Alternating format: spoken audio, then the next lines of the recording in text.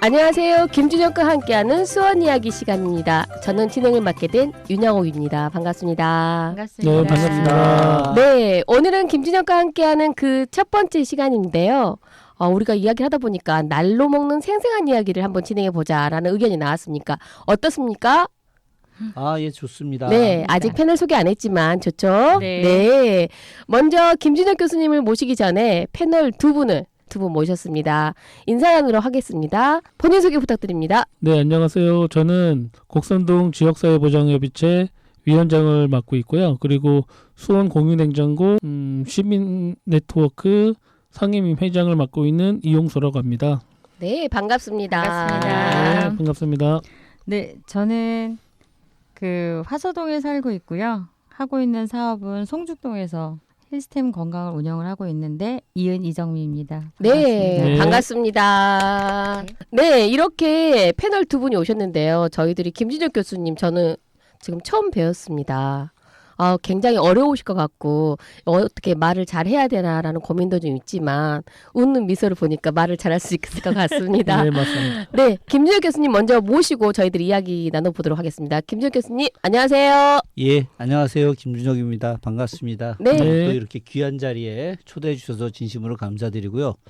앞으로 막중한 임무를 주셨기 때문에 제가 열심히 준비해서 수원 시민들과 함께 즐거운 수원 FM 방송이 될 수 있도록 노력하겠습니다. 네, 감사합니다. 박수. 감사합니다. 네, 그렇습니다. 우리가 김준혁 교수님은 수원의 정말 박사죠. 만물 박사. 수원의 정조를 또는 역사를 기록하신 분이시고요.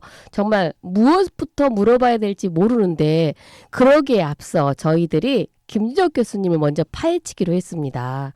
과연 이분이 누구신데 나와서 무엇을 말씀하시려고 하나라는 의문이 좀 드시죠? 네. 네, 좋습니다. 우리 패널 두 분 오늘 괜히 오시라고 하신 거 아닙니다. 네. 자, 네. 지금부터 김준혁 교수님께 여쭤보시고 싶은 말씀 있으시면 네. 네, 제가 일단은 오늘 김준혁 교수님 처음 뵙지만 이렇게 한번 여쭤보고 싶어요.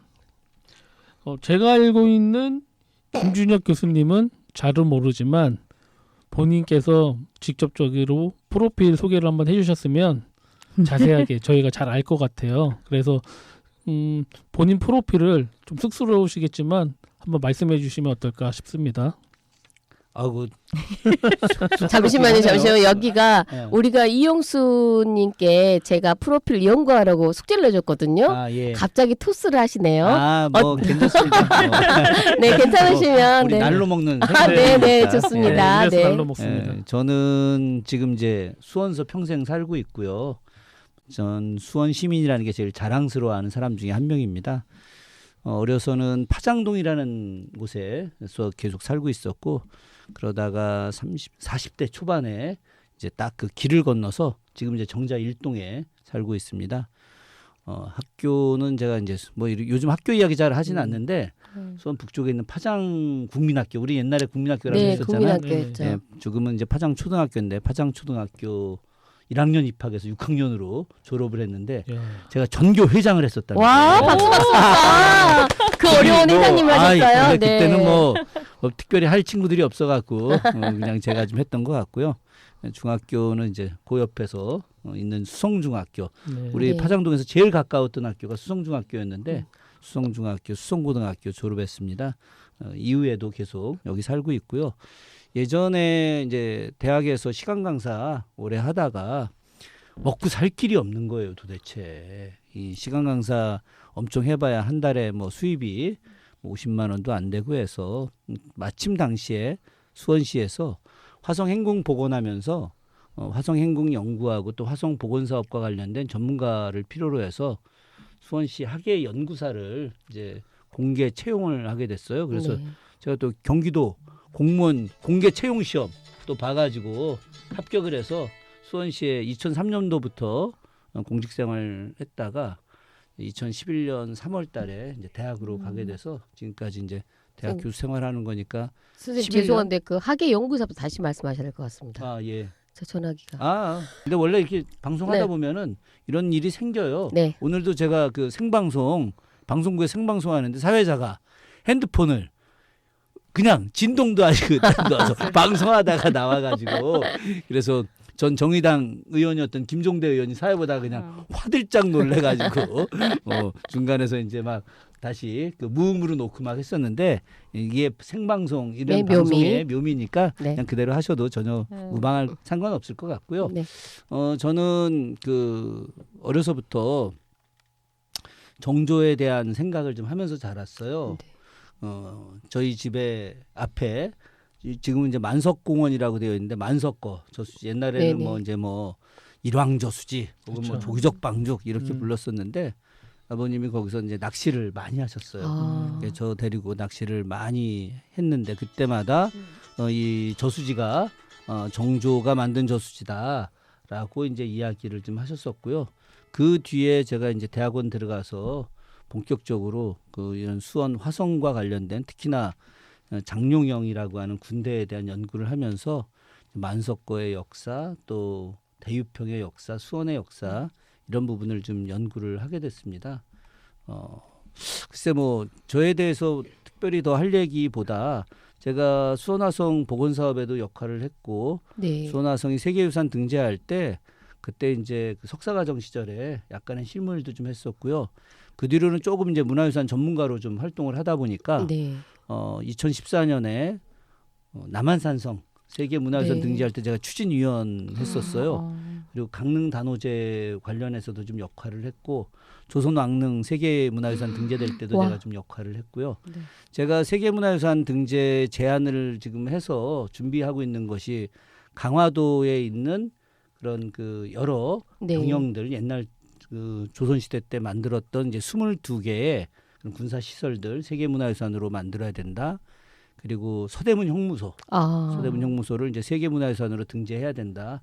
이 두 개는 제가 기획서를 직접 써갖고 발표를 제가 했었죠. 아, 예, 훌륭하십니다. 뭐 훌륭한 건 아니고 네. 어쨌든 이 제가 좀 장점 중에 하나가 그 문화유산이 갖고 있는 어떤 그 특별한 역사성 이런 부분들을 갖다 좀 정확하게 좀 이해하고 그것들을 좀 세계화시키는 일들 이런 거를 좀 더 남들에 비해서 눈을 좀 갖고 있는 것 같아요.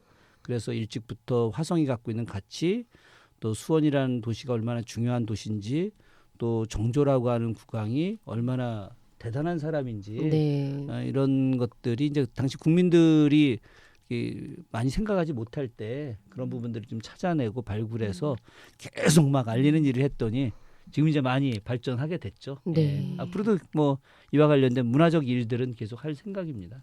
네. 정말 멋지시죠. 네. 아니 저는 역사가 정말 싫거든요.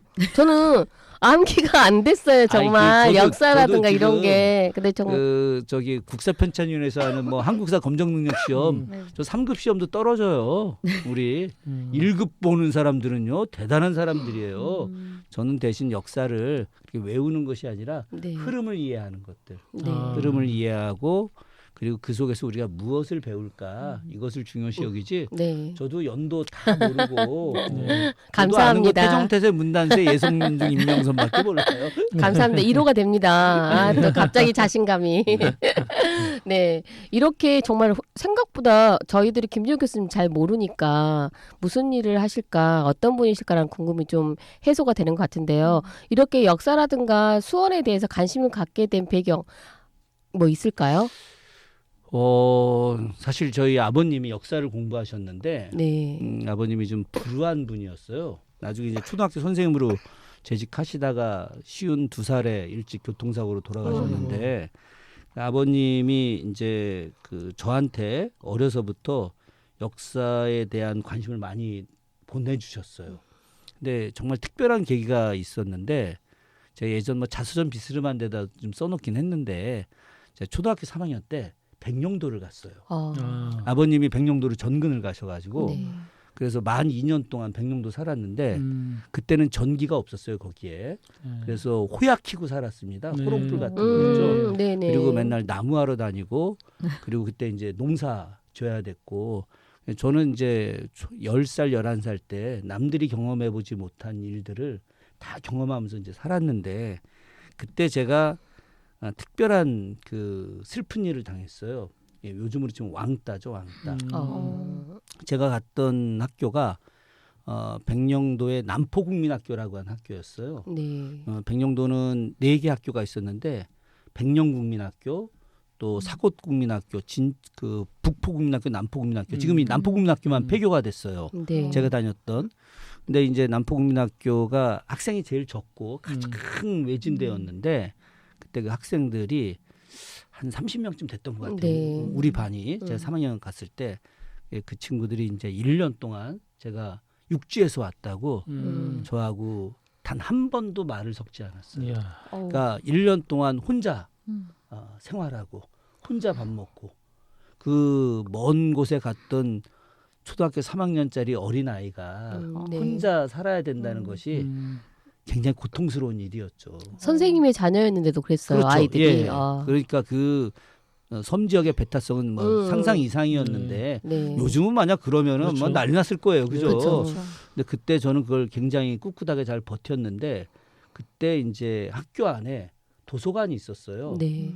도서관에 책이 막 어마어마하게 왔습니다. 네. 왜냐하면 옛날 서해 오도 낙도 어린이들한테 막 네. 책 위문품. 보내주고 그렇죠, 막 이런 거 그렇죠. 있잖아요. 가서 봤는데 책이 그냥 뭐 많이 있는데 먼지가 그냥 가득 쌓여 있는 거예요.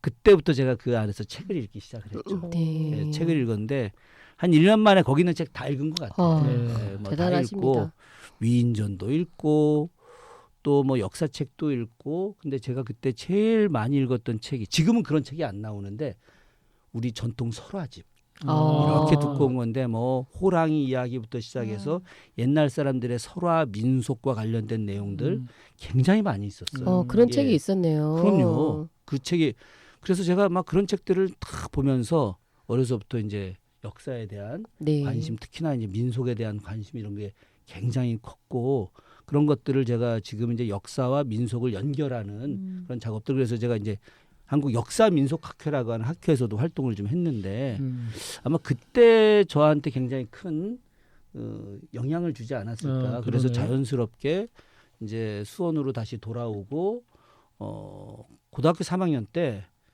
제가 좀 잠깐 좀 미쳐가지고 네. 영화 배우가 되고 싶어 했었어요. 네, 그래서 제가 중앙대 연극영화과 가겠다고 네. 학력고사 끝나고 나서 네. 그때 점수를 보니까 중앙대 연극영화과를 충분히 가도 남겠더라고. 그때는 뭐 중대 연극영화과는 이제 외모가 좀 특출 나야 됐고 네. 그래야 됐잖아요, 그죠? 네, 그렇죠. 뭐 남자들도 예문도 특질 나세요. 유난 배우가 돼야 되고 네. 여성들도 뭐 전인화 네, 또 맞아요.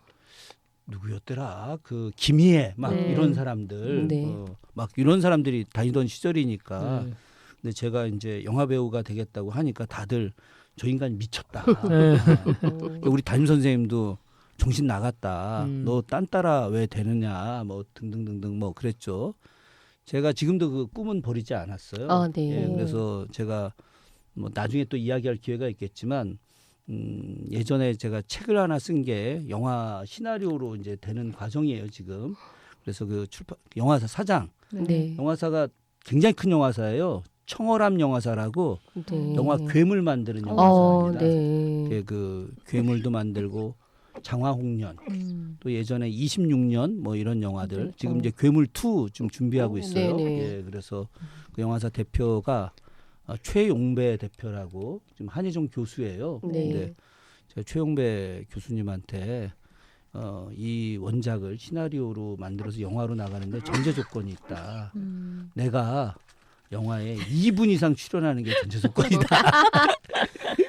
그래서 받아들였어요. 오. 받아들여서 학생들 가르치는 뭐 이런 걸로 나오시는 거 아닌지 모르겠어요. 그런 게 그건 아니라 아닐까요? 조선의 무사, 아, 칼 꺾는 무사. 네. 그걸로 꿈은 이제 이루어지시겠네요. 근데 아무리 봐도 뭐 제가 장수나 이런 게 아니라 어디 장군의 수하 이렇게 나가다 몇 번 칼 휘두르다 죽는 뭐 그런 정도가 되지 않을까 싶기는 한데 하여튼 그런 그 생각을 하다가 네. 이제 우리 담임 선생님이 하도 말려가지고 네. 제가 이제 그 어려서부터 꿈이었던 역사 공부를 하는 대로 해서 네. 중앙대 사학과로 네. 진학을 하게 됐고요. 그 이후로 이제 역사 공부를 계속 했죠. 뭐 대학 다닐 때 역사 공부한 기억은 전혀 없고 네. 거의 F를 많이 맞았으니까. 그러니까 제가 나중에 그 한신대 교수 이제 면접 볼 때 네.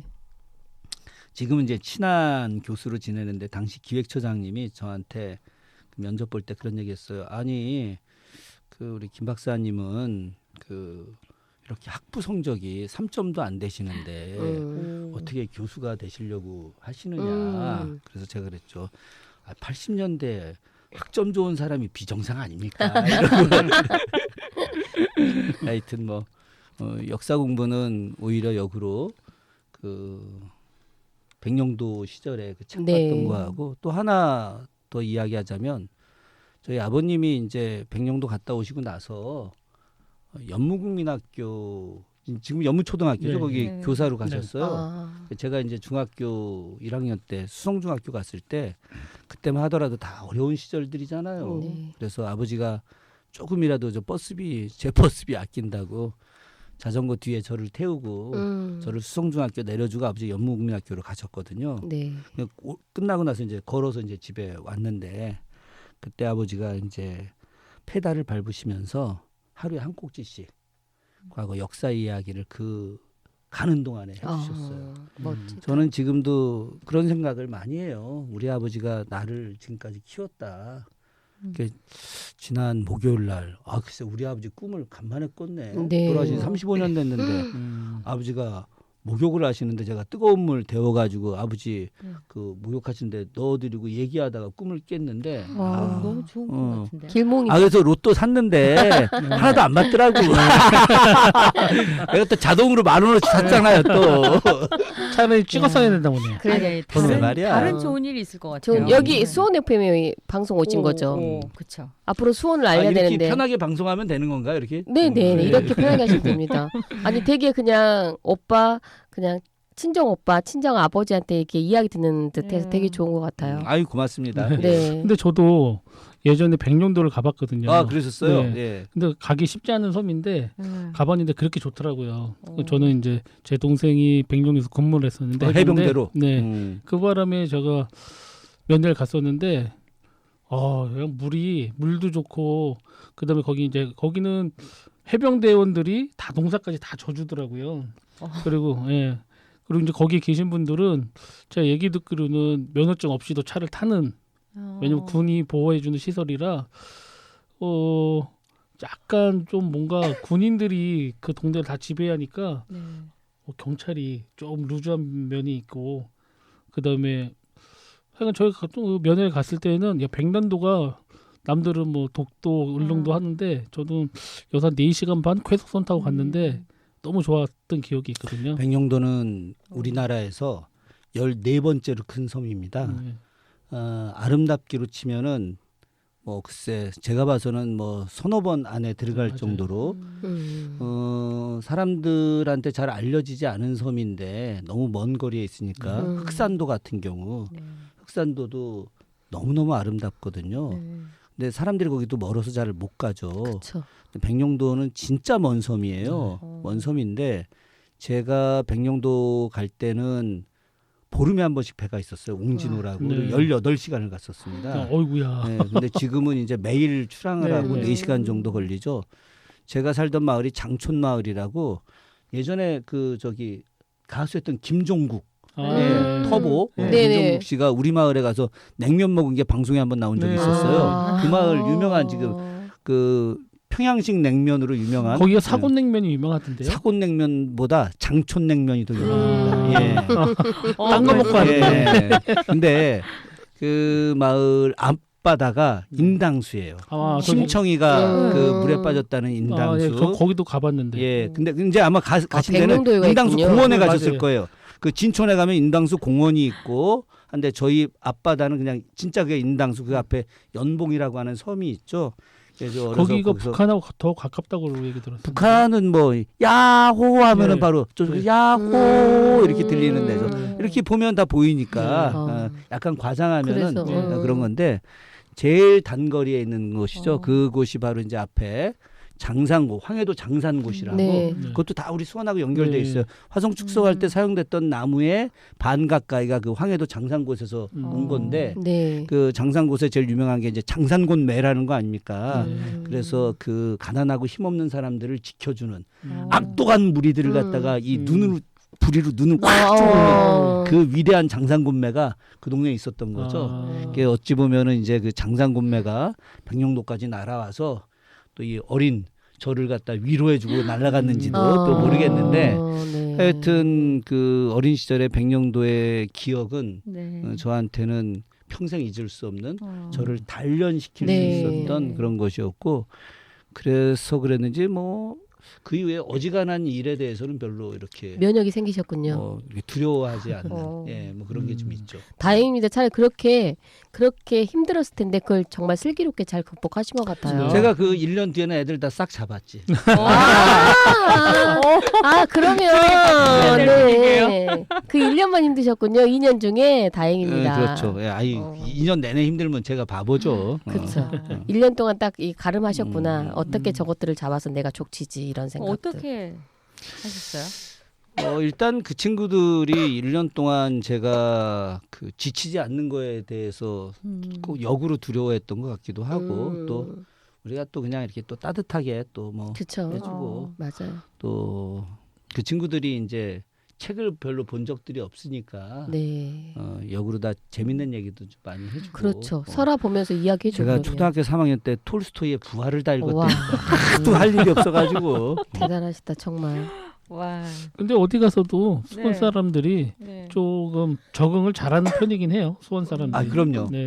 이 DNA가 그래요. DNA가. 아. 네, 어디 가서도. 네. 그럼 브레이브하트님도 수원 분이세요? 그럼요. 저희 조상 대대로요. 조상 대대로. 그럼 네. 계속 곡반정동 사셨던 아니면 거예요? 세류동이요. 세류동. 그럼 세류국민학교 네네. 또 족보 한번 까야 되겠네. 저희 할아버지께서 3대 동장 하셨을 거예요. 3대 동장 세류동. 네. 명문 거족 집안이시네. 보니까. 근데 보니까 외모 보니까 네. 저보다 듬직하시죠? 예. 후배입니다. 네. 아 너무 훈훈합니다. 네, 근데 아까 제가 듣다 보니까 그 아버님 꿈 얘기하셨는데 저는 갑자기 교수님 태몽이 어떤 꿈이셨는지 좀 듣고 싶어요. 우리 아버지가 태몽을 꿨어요. 음. 우리 아버지가 나도 우리 아들 둘 태몽을 제가 다 꿨거든요. 근데 우리 아버님이 제 태몽을 꾸셨다고 하시더라고요. 우리 어머님 말씀에 의하면 우리 누나하고 제 동생 태몽은 아버지가 꾼 것 같지는 않은데 우리 아버지가 정말 선한 분이에요. 평생을 선하게 살고 나는 지금도 이제 우리 아버지 같은 사람을 만나본 적이 없어요. 그 예술적으로 굉장히 그 천재성을 갖고 있었는데 너무 가난한 집 자식이어서 그런 걸 발휘할 수가 없었고 우리 아버지는 초등학교 교수는 피아노도 잘 치고 그림도 잘 그리고 서예도 그렇게 잘하시고 운동도 잘하고 아이 그렇게 뭐해 교통사고 다 꽝이야. 그렇죠. 꽝인데. 네, 안타깝습니다. 근데 네. 아버지가 이제 어느 날 개울을 갔는데 그 개울에 이 다이아몬드 같은 거 있잖아요. 네. 보석이 쫙 그 개울물 아래에 있더라는 거예요. 근데 우리 아버지가 평상시 뭘 탐하거나 뭐 뒤로 빼돌리거나 누구 걸 뺐거나 평생 일해본 적이 없었는데 그때 그 보석은 이게 절대 누구를 줄 수 없다. 그래갖고 보석을 보자마자 다 건져갖고 입안으로다가 다 집어 넣어서 삭혔다는 거예요. 아버지 그 꿈에. 그래서 아버지가 이제 꿈 깨고 나서도 내가 평상시에 남의 것을 단 한 번도 탐한 적이 없는데 내 꿈에 왜 이걸 이렇게 했을까 그랬더니 우리 어머니가 그 태몽 아니야 이제 이렇게 얘기했는데 그 뒤로 저를 가진 거죠. 네. 그래서 그 빛나는 보석을 이제 집안에 넣었었는데 제가 근데 이제 아버지의 꿈대로 잘 자란 건 아니었던 것 같아요. 아버지가 초등학교 교사 출신이라 저한테는 대학 교수가 꼭 됐으면 좋겠다 이랬었는데 제가 이제 중학교 때까지는 공부를 굉장히 잘했는데 늘 그런 거 있잖아요. 고등학교 가고 친구도 잘 먹는 뭐 그런 거. 근데 우리 그 이정미 총장님은 내 친구들 좀 알잖아요, 그죠? 네. 제 친구들 중에 건달들이 좀 있어요. 그래가지고 그 친구들랑 고등학교 때 제가 좀 질풍노도의 시기를 거쳤지. 그러셨구나. 그런 거 있잖아. 좀 네네. 폼나게 얘기하면 질풍노도의 시기라고. 그래가지고 제가 이제 공부를 잘 안 했어요. 안 하고 좀 뭐 친구들이랑 많이 싸돌아다니기도 하고 그러다가 그래서 이제 아버지가 원하는 걸 하지 못했지. 근데 그 학력고사 보기 한 3개월 전쯤 그때 이제 아버지가 좀 진지하게 말씀을 하셔서 이제 정신차리고 좀 공부했는데 아유 뭐 좀 방송에 이런 이야기하면 그런데 우리 아버지가 그날 일기 내가 이제 그 중앙대 입학하던 날 일기에 그렇게 썼어. 중앙대 합격했던 날이었던 것 같다.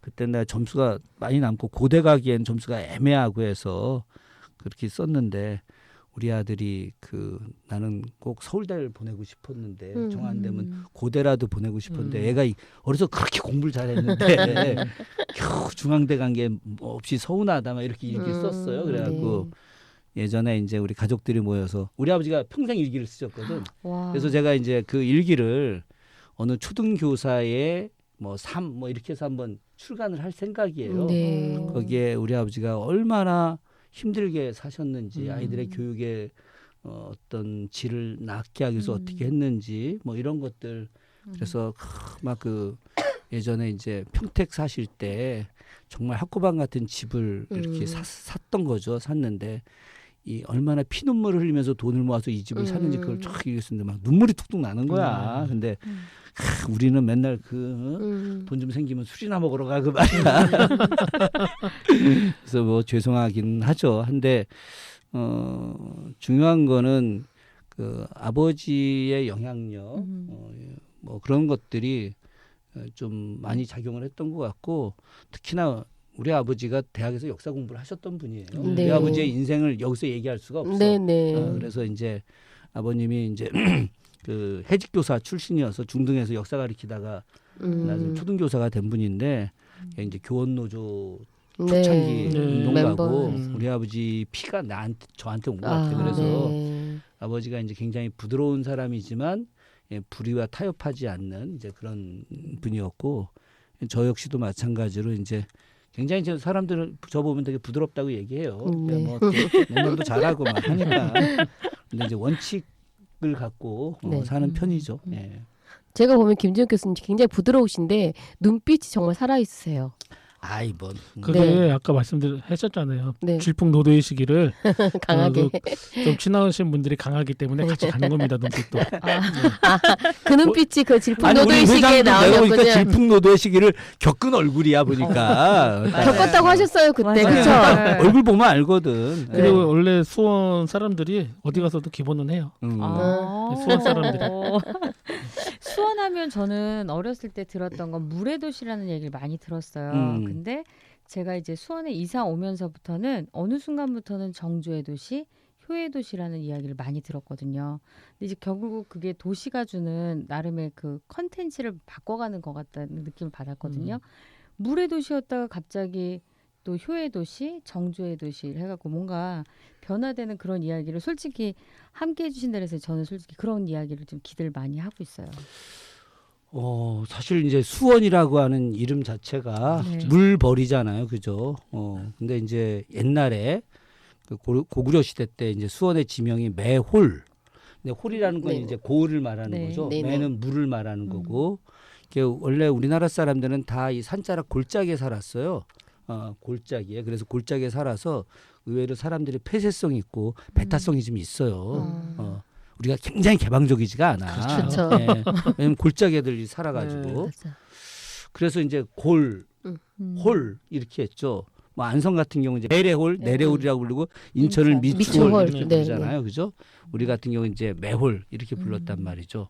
그러니까 매홀에서 매홀이 물고울이니까 네. 그러다 이제 고려 시대 때 이제 수주, 수주라고 했고 조선 들어오면서 수원 이렇게 이제 이름을 불렀는데 이 이유는 이게 사실 우리 지금 여기 수원 보면은 물이 그렇게 엄청 많거나 그러지 않잖아요. 네. 적당한 것 우리 같아요. 네. 수원천 뭐 이렇게 어마어마하게 수원이 넓지 않잖아요. 맞아요. 우리 전주 가서 보세요. 전주천은 얼마나 넓은데. 그렇죠. 맞아요. 야, 내가 그래서 이 전주천만한 사이즈의 천이 있었으면 수원은 벌써 대수도가 됐겠다. 이제 뭐 농담삼아 그런 얘기도 했는데 결국은 전주천이 그렇게 크니까 완산주라고 하는 후백제 수도가 됐었잖아요. 그런 면에서 보면 수원천은 굉장히 작아. 수원의 4대 하천이 수원천, 또 서호천, 황구지천, 원천천 이렇게 4대 하천이 있지만 이 4대 하천이 좀 약해요. 그런 면에서 제일 강한 게 이제 서호천이 나중에 황구지천하고 합쳐졌을 네. 때 황구지천이 지금 넓게 나가는데 황구지천은 단순하게 수원만의 천이 아니라 네. 오산에서도 들어오고 네. 진유에서도 들어오고 저 평택에서도 들어오고 그러면서 아산만까지 나간단 말이지. 네. 그런 측면에서 보자면 황구지천이 100% 수원천 수원 것이다라고 말하기는 좀 어려워요. 네네. 이렇게 보자면은 이제 수원이 물벌로서의 기능이 굉장히 약한데 여기서 진짜 수원의 어떤 물의 핵심은 뭐냐면 서해 바다예요. 서해 바다.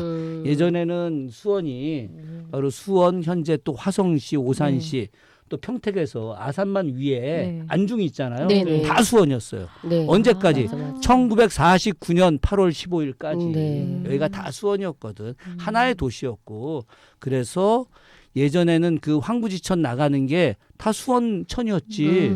왜? 다 수원 수원시니까, 땅이었었으니까. 네네. 그러면서 우리 저 곡선동 옆에 망포동 네. 있잖아요. 그죠? 네. 네. 망포가 바로 거기까지 배가 들어왔어요. 배가 들어왔고 그래서 거기서 이 저 아산만을 통해서 들어오는 배들 갖고 거기서 큰 포구가 있었고 그리고 그 포구에서 물자가 안으로 들어온 거고 우리 저쪽에 이제 서양 고속도로 가면 네. 비봉 IC라고 네, 있어요. 비봉 IC. 비봉 네. IC가 원래 포구야 구포라고 네. 굉장히 큰 포구. 서에서 바닷물이 들어와 가지고 거기까지 와서 거기서 수레로 다 물자를 넘어서 호매실동 넘어서 오면은 바로 이제 우리 수원으로 들어오는 거거든요.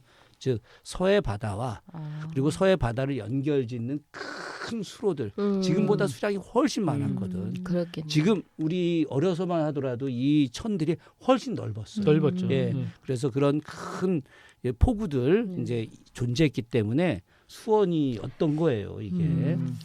그런데 이 도시가 이제 어느 순간 네. 우리 잘할 때 개발되면서. 이제 70년대 효원의 도시 많이 이야기했죠. 네. 뭐 종조대왕이 이제 효를 네네. 많이 실천하셨던 분이었었으니까 그래서 이제 효원의 도시 특히나 이제 용주사가 네. 효찰 또 효를 중심으로 이야기했고 용주사는 이제 상징적으로 부모 은중경이라고 하는 이제 그 효에 대해서 굉장히 강조하는 경전을 이렇게 간행했던 곳이었고 용주사 앞에 가면은 최루백이라고 하는 분이 있습니다. 네, 최루백. 최루백 네. 신도비 혹은 최루백 뭐 그 묘비 또 최루백 묘소 이런 게 있잖아요. 네네. 최루백이라는 분이 고려 말에 이제 한림학사 했다고 하는데 요즘으로 치면은 뭐 서울대학교 총장이나 교육부 장관 정도 되겠지. 근데 이 최루백이라는 사람이 아버지가 이제 당시 요즘으로 치면은 글쎄 그 한 동장 정도 했을 거예요.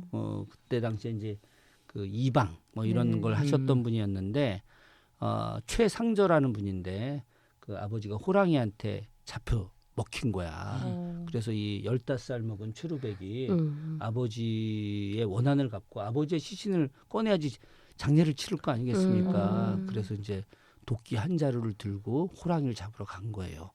가서 그 위에 지금 이 효암이라고 하는 바위가 있는데 이제 용주사 앞쪽에 네. 거기 보통리 저수지라고 혹시 네, 가보셨는지 있어요. 모르겠어요? 네, 네. 그 저수지 네. 앞쪽에 있어요. 네. 예, 그래서 거기에 이제 바위에 이 호랑이 이놈이 사람 잡아먹었으니까 얼마나 배가 불렀겠어. 배가 불러서 이제 낮잠을 자는 순간에 이제 이 최루백 선생이 어린 최루백이 도끼로다가 호랑이의 머리를 내리 찍어갖고 호랑이를 죽이고 네. 배를 갈라서 아버지의 살점을 다 찾아내서 장례를 치른 거죠. 네. 그러면서 이제 이 최루백의 효, 그것은 네. 곧 수원의 효가 됐고 정조대왕이 오륜행실도라고 하는 책을 간행을 해요. 네. 오륜행실도라고 하는 것이 인의예지신 네네. 그 안에 가장 대표적인 게 이제 효가 되겠는데 그 오륜행실도의 제일 첫 번째 이야기가 수원의 효자 최루백의 이야기야.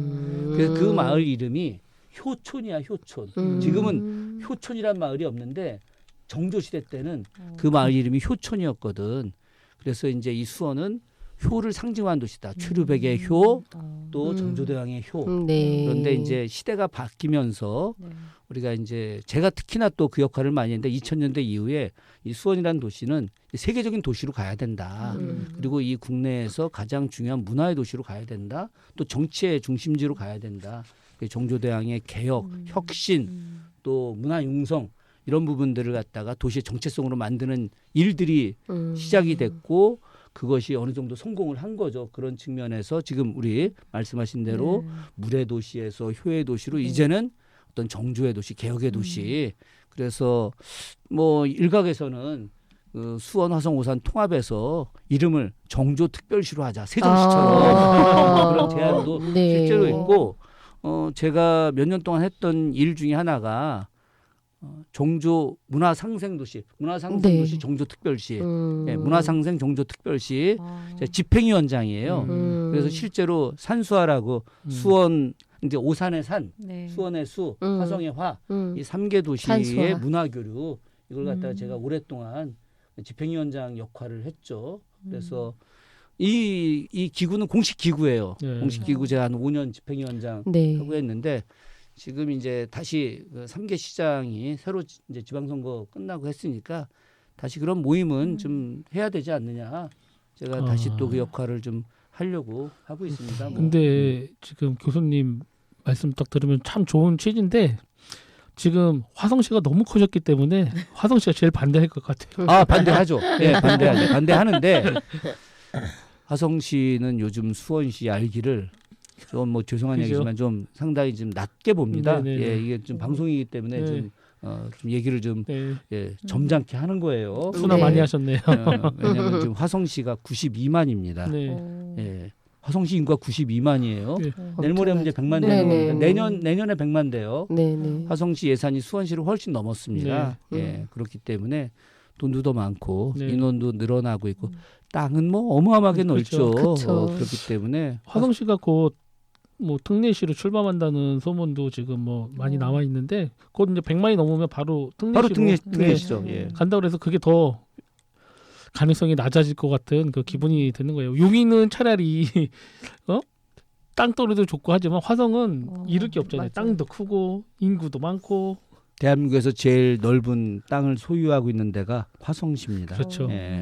옛날에 세금도 화성 많이 군일 때. 거치고 있죠. 그렇죠. 기업이 많아서. 그런데 이제 우리가 제가 그 강조하는 부분은 네. 3개 도시가 다시 하나의 행정구역으로 통합하기는 어렵습니다. 네, 맞습니다. 대신 문화적으로 맞아요. 과거에 몇천 년 동안 하나의 도시로서 문화를 이루어 왔는데 지금도 역시 마찬가지로 우리가 잘하는 것은 화성시에게 가서 보여주고 화성이 잘하는 건 우리한테 또 도움 줄 수 있고 네. 또 다양한 체육 시설, 혹은 문화 시설 네. 이런 네. 부분들 공유하는 게 좋겠죠. 우리 수원시향, 수원시립합창단 네네. 뭐 세계적인 수준이지 그렇죠. 않습니까? 네, 맞습니다. 네. 그러면 이제 화성 시민들한테 그런 공연도 같이 하게 해주고 오산 네. 시민들한테 공연 같이 하게 해주고 네. 또 화성시의 그런 동탄문화센터 아트홀 네. 굉장히 좋아요. 네. 이 공간도 우리 수원 시민들이 가서 같이 활용하게 하고 또 화성, 오산, 수원에 친척들이 많이 살지 않습니까? 네. 맞아요. 다 교류해서 그러면 그 친척들 네. 같이 모여서 그 문화적으로 얼마나 좋은 이벤트를 많이 할 수 있겠습니까? 그쵸. 우리가 하지 않는 건 이제 그런 거죠. 네. 행정구역으로 통합하자고 하면은 그렇죠. 어렵습니다. 네. 네. 그 지금 문화적으로 통합하는 것도 참 열심히 노력을 하고 계시는데 지금 문화든 체육이든 화성시가 워낙에 뭐 지금 뭐 재정도 수원시보다 더 좋고 꿀릴 게 없으니까 막말로 수원 사람들은 많이 노력을 해요. 함께 하려고. 그것도 많이 보여요. 근데 화성 사람들이 자꾸 엇나가는 것 같아요. 근데 이제 그거를 극복할 수 있는 대안들은 좀 있어요. 사실 그 이전까지 수원 화성이 이 갈등 관계에 있지는 않았거든요. 그런데 이제 그런 갈등 관계가 이제 크게 두 가지로 나타났던 거죠. 하나가 이제 그 화성시에서 하려고 했던 통합 화장장 문제, 네. 예, 그 화장장 문제에 대해서 우리 이제 소송권 시민들이 화장장을 갖다 못하게 이제 막았던 일들, 그것으로 인해서 화성시가 왜 남의 도시에서 하려고 하는 걸 막으려고 하느냐. 뭐 이제 그게 뭐 그쪽에서 다육신이 넘어와서 우리 소송권 주민들에게 피해를 준다. 뭐 이런 이야기들 뭐 서로 간에 일종의 이제 불신들이 거기서부터 이제 시작이 된 것이 하나가 있을 수 있고 또 하나가 이제 비행장 이전과 네. 관련해서 특히나 그 매양리 지역 같은 경우는 예전에 이제 그 미군 쿠니 사격장이 있었던 지역이었고 그 사격장을 없애는 과정에서 화성 시민들뿐만이 아니라 저도 굉장히 많이 가서 그때 집회에 참여를 했었거든요. 그래서 그곳을 이제 평화공원으로 만들었는데 그 평화공원 위에다가 다시 어떤 그 전투 군공항을 만드는 것이 과연 올바른 것이냐 왜 수원시는 자기네들한테 필요 없는 걸 왜 우리한테 떠넘기려고 하느냐 네. 이런 이제 문제들이 있는데 지금 이제 그런 문제들은 이제 경기남부 국제공항이라고 하는 네. 이름으로 새롭게 만들어지면서 화성 시민들한테도 상당히 도움이 많이 된다고 생각을 하고 있어요. 네, 맞습니다. 특히나 그 송산 일대 유니버설 스튜디오 네. 들어오게 되고 또 그 이제 우리 매항리 일대까지 네. KTX가 네. 연결되고 그러면은 이제 새로운 그런 교통의 허브가 맞습니다. 화성을 통해서 만들어지게 되면 화성은 제가 봐서는 뭐 국내에서 이제는 수원을 경쟁 상대가 아니라 서울이 서울을. 경쟁 상대가 되는 도시로 갈 텐데 왜냐면, 네. 예. 네. 지금 이제 그런 측면에서 네. 화성 시민들이 좀 예전보다 덜 네. 수원에 대한 이제 부담감, 뭐 갈등을 갖다 최소화하려고 하는 노력들 하고 있고요. 제가 또 그 앞에서 제일 뭐 일종의 천병 역할을 좀 하고 있으니까 네. 좀 뭐 기대해 보시면은 네. 굉장히 또 좋아질 거라고 좀 네. 생각을 합니다. 네. 네. 아유, 여러 가지 일 많이 하시네요. 네. 박수 한번. 한번. 감사합니다. 네, 감사합니다. 감사합니다. 지금 우리 김지혁 교수님의 말씀 들으니 저희들이 너무 깊숙이 푹 빠지죠. 네. 벌써 1시간이 다 돼갔어요. 아 그랬나요? 네. 빨리 우리 위원장님 가셔야 네, 돼요. 네. 그래서 저희가 궁금한 건 잠시 또 이렇게 네. 묻어놓고 다음 시간에 그쵸, 준혁 교수님 앞으로 쭉. 예. 뭐, 아니, 저도 오늘 네. 처음 뵀지만 네. 그냥 빠져듭니다.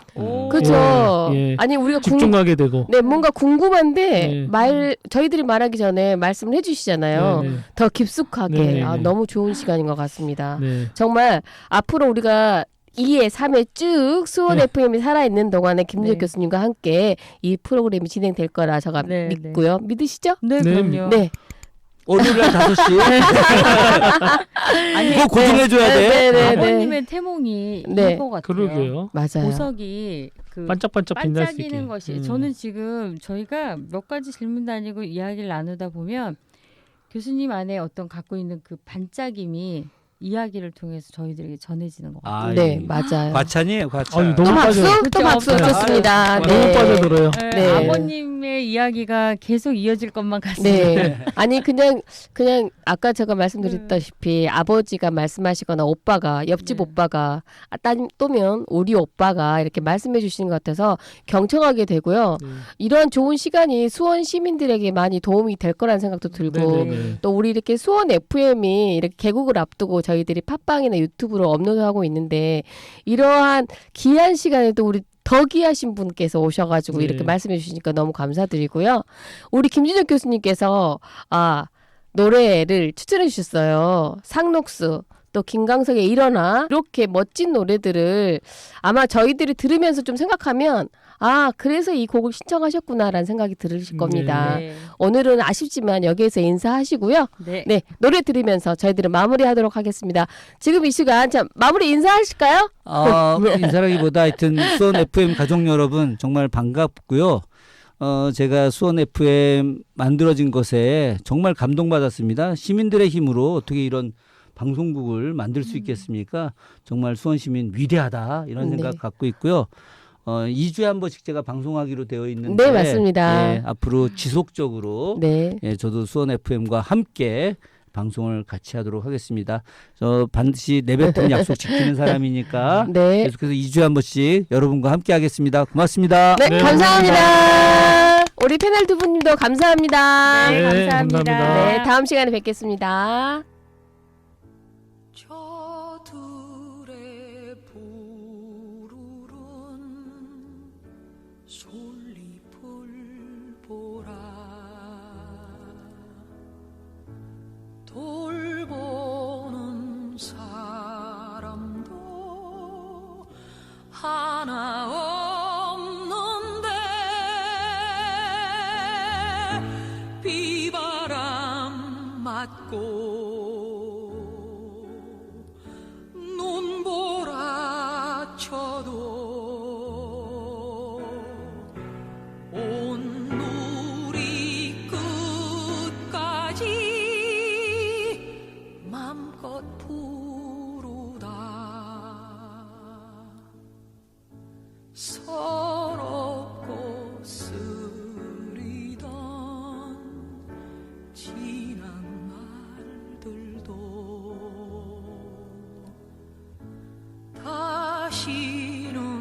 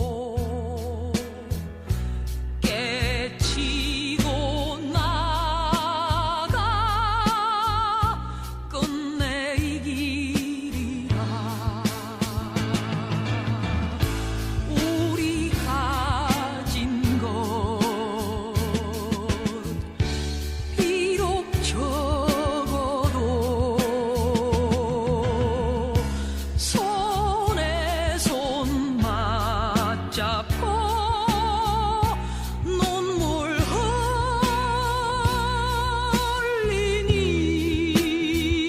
흘리니 우리 나갈 길 멀고 험해도 깨치고 나가 끝내 이기리라 깨치고 나가 끝내